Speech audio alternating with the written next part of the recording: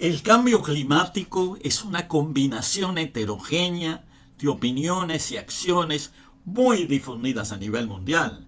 Es un movimiento que está compuesto de grupos de interés, de políticos poco informados y de académicos complacientes. Para empezar, digamos que el titular inicial, cambio climático, no nos proporciona ninguna información. Cambio climático hubo, hoy y habrá, porque esa es la principal característica de los fluidos gaseosos atmosféricos.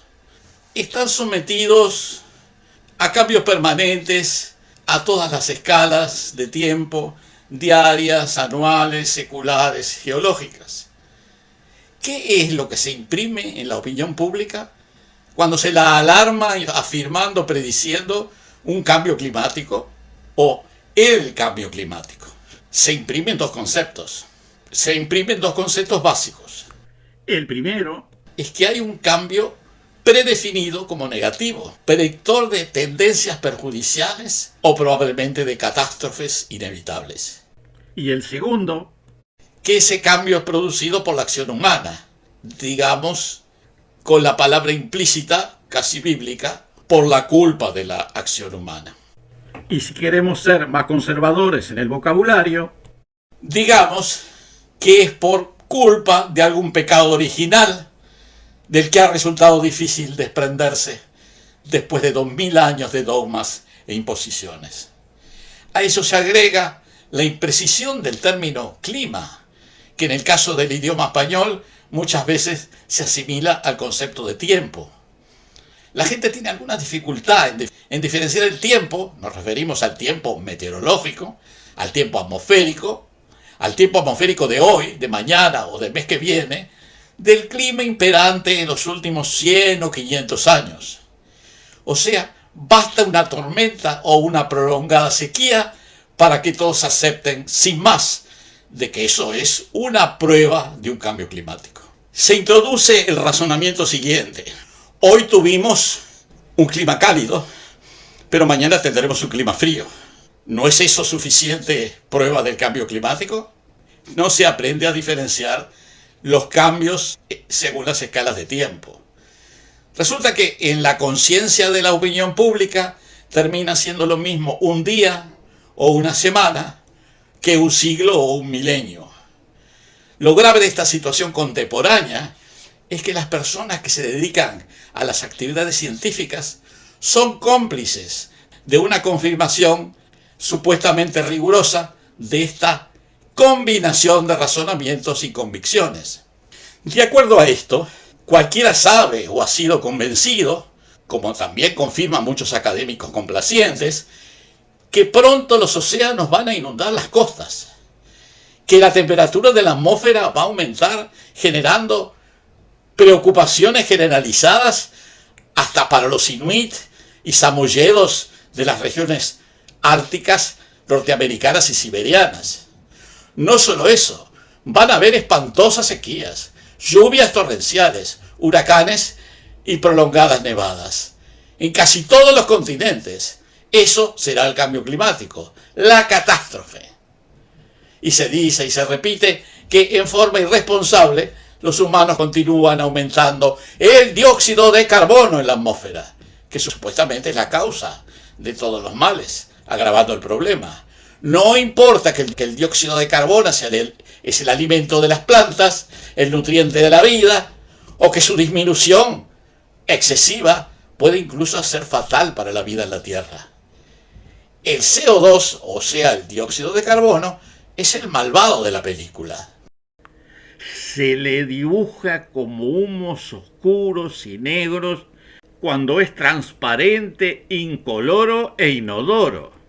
Pero poniendo las cosas en su lugar, digamos, para tranquilizar a todo el mundo, que no hay catástrofes previstas, que no se va a terminar el mundo, que el aumento del dióxido de carbono apenas provoca un mínimo de calentamiento insensible, que el ascenso del mar es absolutamente imperceptible, que la frecuencia y virulencia de los huracanes no ha cambiado ni cambiará en el tiempo cercano, que no habrá desastre, que las alarmas generalizadas no se apoyan en los datos rigurosos de la ciencia, a pesar de lo que digan los académicos complacientes. O sea, que no tenemos culpa de nada. Y al fin de cuentas no hay pecado original. Y yo me pregunto, esta inundación propagandística del apocalipsis, ¿a qué se debe? Los grupos de interés que la estimulan, ¿qué interés persiguen? ¿Por qué hacen caso los políticos que no saben muy bien de qué se trata? Y finalmente, ¿por qué esconden los datos científicos los académicos complacientes?